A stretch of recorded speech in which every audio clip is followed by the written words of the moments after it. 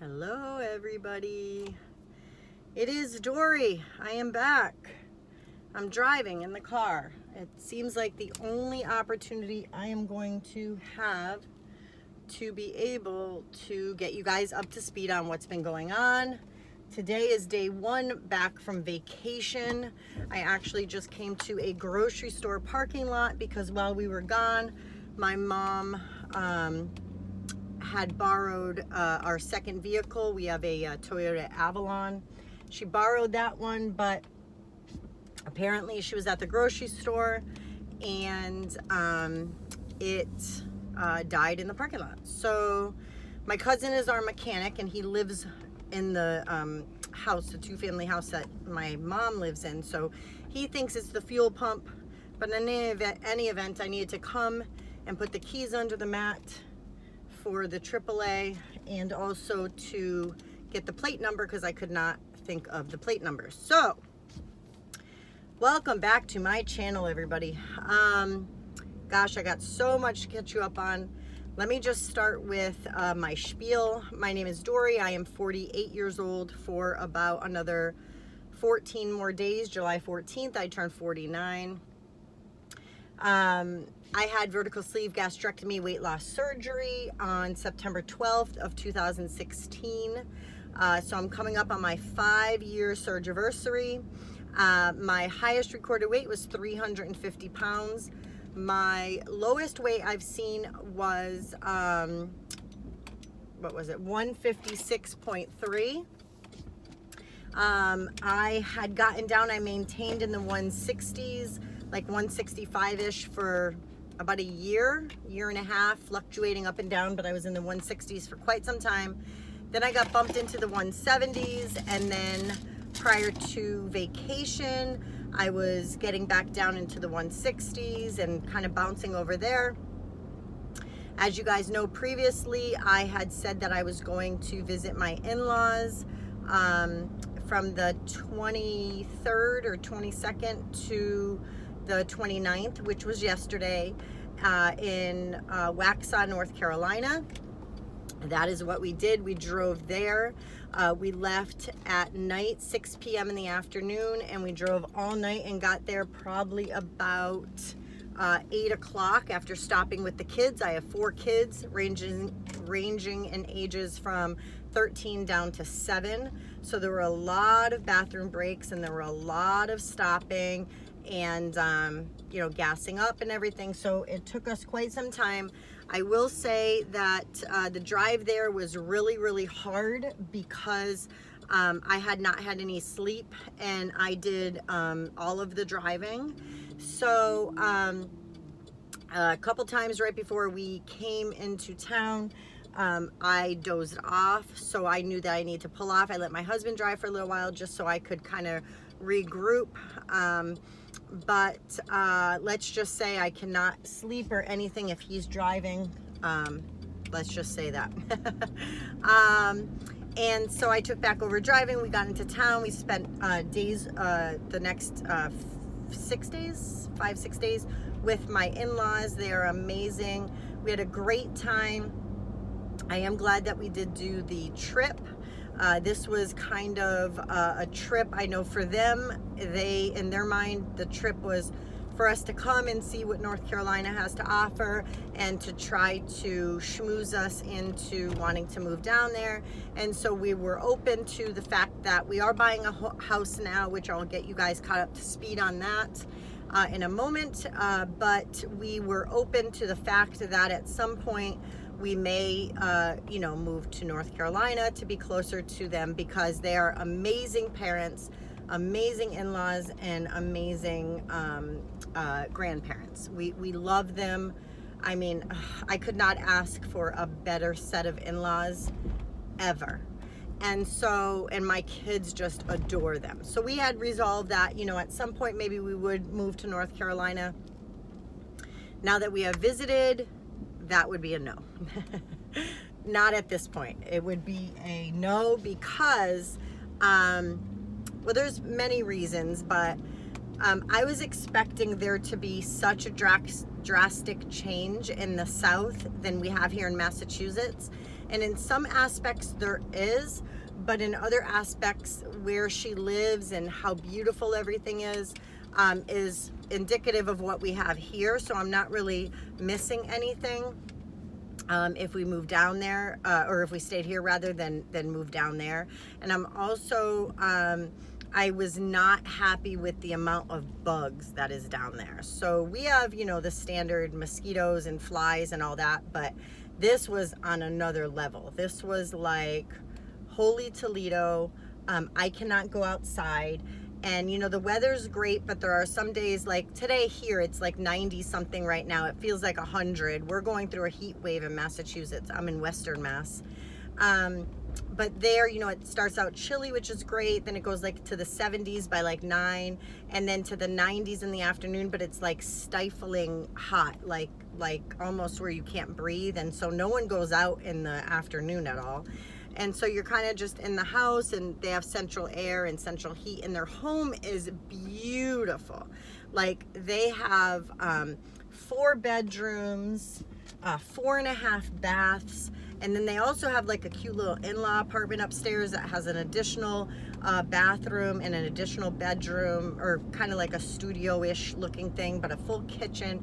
They have a kitchen outside in their backyard. They have their own lake. They have 10 acres of property.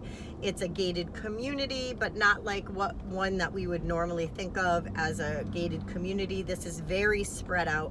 There's only 11 families on, like, I don't know, 200 acres. So there's horses and cows and chickens, and it's so peaceful. We have they have a golf cart to go, you know, down to the trash, or to take a ride around the woods. And I mean, it's beautiful. There's deer that come up to the door, and just really beautiful, but not anything that we don't have here. So in all, you know, all consideration and everything, this would not be a move that we would do while the kids were young. By no means. We would not pack up our family and you know, just change schools and all that and move down the south, because I feel like we have the majority of the things that they have there, as far as beautiful mountains and scenery and things like that from where they live. And the other thing that we didn't really care for, besides the bugs, was how spread out everything is. Like everything is so spread out. So it's like, you know, it's a small town feel, and we had delicious food. We went to these great restaurants. We went to a restaurant called Maxwell's Tavern. That was amazing. We went to another one called Emmett's. That was equally amazing. We went to Andy's frozen custard. We went swimming in this wonderful pool that they have there that they signed up for. So all of that was wonderful, but it's not anything that we don't already have here. And I know, you know, they wanted to sell us on it, and, you know, and all that. And, you know, my mother-in-law goes to the church down there, which is a sister church of ours here. You know, we have a church, the Church of Christ is in, you know, every city all around. There's one in every single one all over the world. And so, you know, we have our church there, but in comparison to the church that we have here at home, our church is very much stronger spiritually. So, you know, we wouldn't move from a healthy church to a church that might not be as healthy. So all of that, we definitely were in agreement that we were not going to move. Let me put my sunglasses on. It is bright out here. There we go. So on the way home, back to so while we were there, let me get you caught up on our new house. So while we were there, the appraisal came in for the new house, and it came in low. It came in about $7,000 lower than what we had offered them, and we offered them $10,000 over their asking price.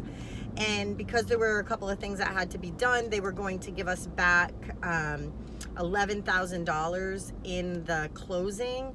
And of that, most of it was the closing costs, I believe. And yeah, the closing costs. And so they, instead of giving us $11,000, they came back and said that they only wanted to give us $5,000, which was, that's astronomical. We'd have to come up with even more of a down payment than we already have, which is fine. We'll put a little bit more in, but we didn't want to have our mortgage payment change. So we went back, that was on Saturday morning.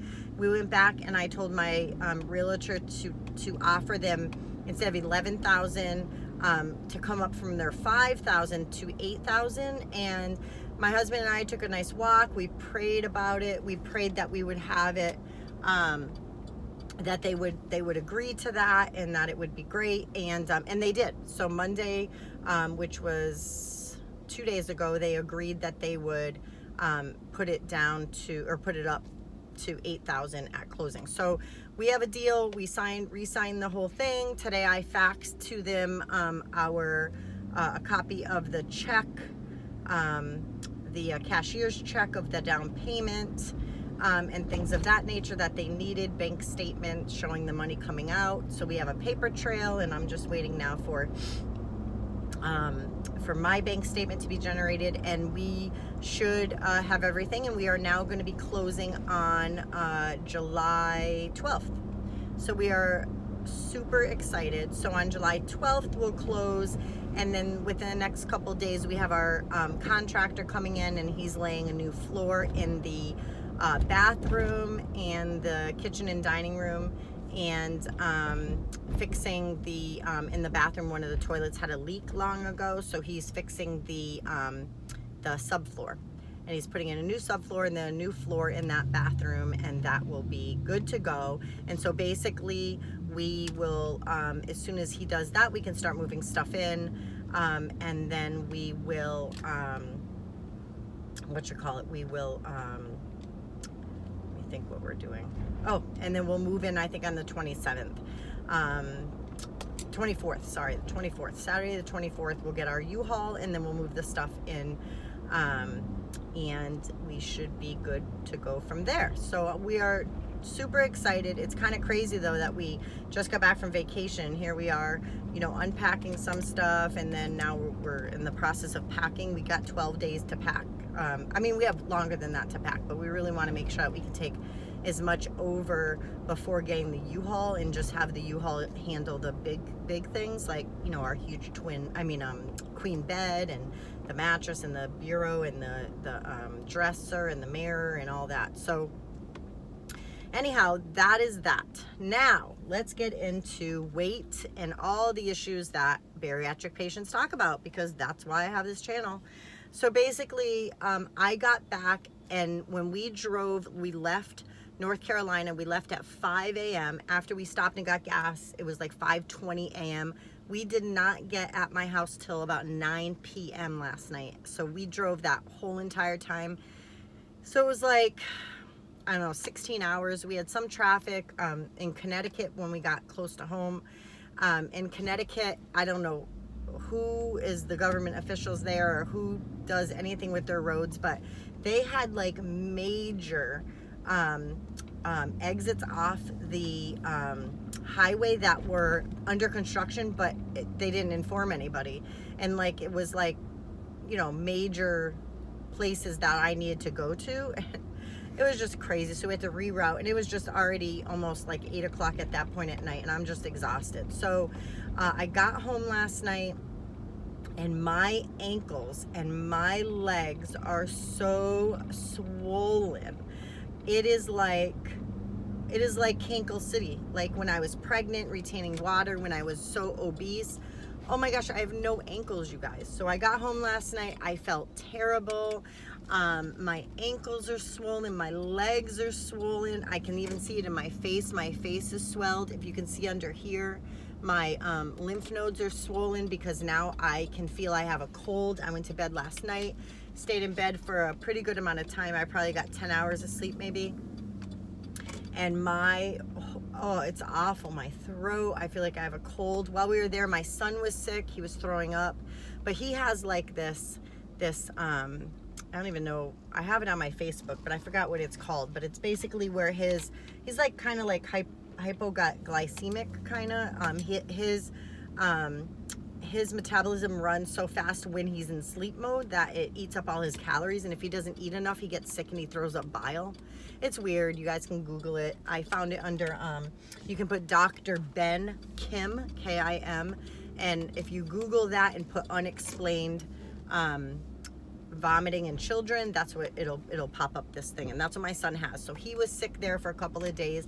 My daughter, who's 13, had a cold really bad with a cough, and so I was kind of nursing them back to health, and so it was tiring, very tiring. So of course it doesn't surprise me that I'm sick and that I'm not feeling well and all of that jazz.